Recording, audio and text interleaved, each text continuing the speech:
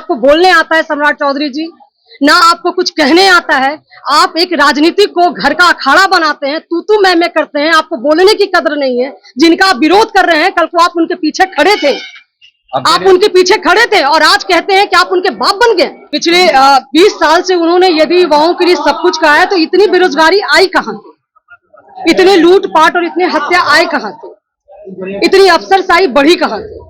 आज हमारे बिहार की कौन सी, कहां पर आप बता दीजिए कि ऐसी कौन सी जगह पर है जहां पे क्राइम नहीं हुआ है। ये जब तेजस्वी भैया ने सारी चीजों का, उन्होंने जब ये चीज रखा 2025 का अपना सब कुछ फंडा रखा, तब जाकर के उन्होंने बिजली की भी बात करी, उन्होंने फिर पेंशन की भी बात करी। इससे पहले कहां थे हमारे नीतीश कुमार जी?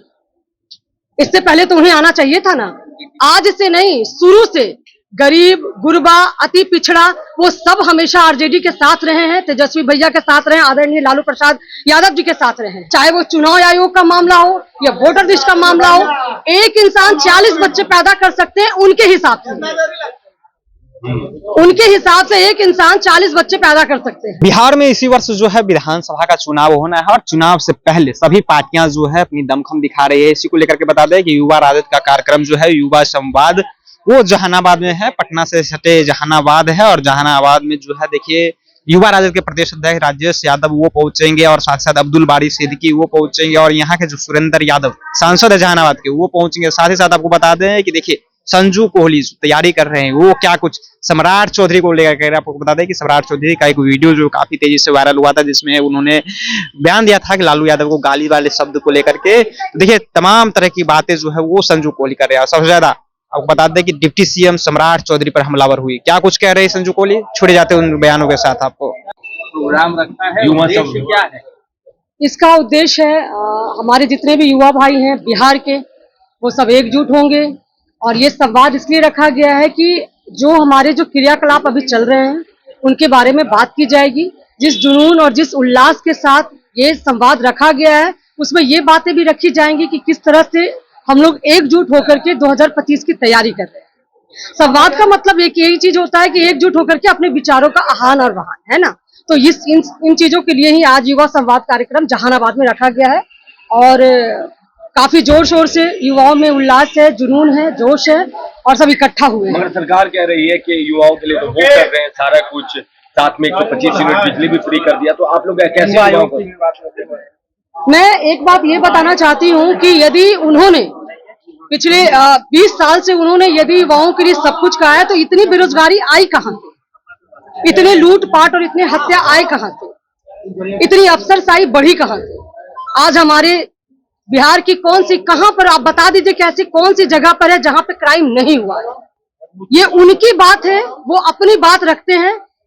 हमारी बात ये चीज है कि हम लोगों ने बिल्कुल खंडन भी किया है और प्रूफ के साथ, चाहे वो चुनाव आयोग का मामला हो या वोटर लिस्ट का मामला हो, एक इंसान 40 बच्चे पैदा कर सकते हैं उनके हिसाब से, उनके हिसाब से एक इंसान 40 बच्चे पैदा कर सकते हैं। मगर सरकार ने अभी 1100 रुपया पेंशन देना शुरू कर दिया, तो कहा जाता है बोलिए वो कब देना शुरू कर दिए? जब तेजस्वी भैया ने सारी चीजों का, उन्होंने जब ये चीज रखा 2025 का अपना सब कुछ फंडा रखा, तब जाकर के उन्होंने बिजली की भी बात करी, उन्होंने फिर पेंशन की भी बात करी। इससे पहले कहां थे हमारे नीतीश कुमार जी? इससे पहले तो उन्हें आना चाहिए था ना। तो ये चीजें मैं बिल्कुल खंडन करती हूँ कि हमारी महिलाएं बिल्कुल ताकत के साथ, बिल्कुल जोश के साथ और दिल से तेजस्वी भैया के साथ हैं। और ये हम लोगों का नारा है कि तेजस्वी हैं तो भरोसा है। मगर महिला वोटर तो नीतीश कुमार की जानी जाती है कि महिला उनको ही वोट करती है, कोर वोटर है, जैसे MY आपका जाना जाता है, महिला वोटर उनकी जानी जाती है। ये बात मैं महिला होकर के इस बात का मैं बिल्कुल ही विरोध करना चाहूंगी कि ऐसा बिल्कुल नहीं है कि जो बात वो रख रहे हैं कि महिलाएं सिर्फ उनके साथ हैं।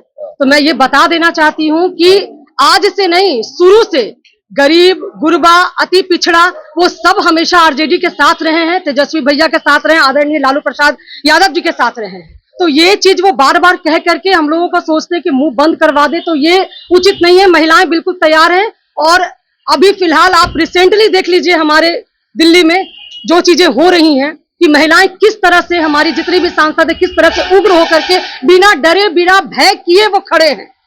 और जवाब मांग रहे हैं उन लोग। सरकार के नेता सम्राट चौधरी हो या बाकी लोग हों, लालू यादव और तेजस्वी यादव पे हमेशा सवाल उठाते रहते हैं। सवाल इसलिए उठाते रहते हैं ना क्योंकि वो बोलते हैं ना, सबसे बड़ी बात है ना कि उनमें सबसे बड़ी चीज है कि आप राजनीति को घर की तरफ लपेट के ले जाते हैं। ना आपको बोलने आता है सम्राट चौधरी जी, ना आपको कुछ कहने आता है।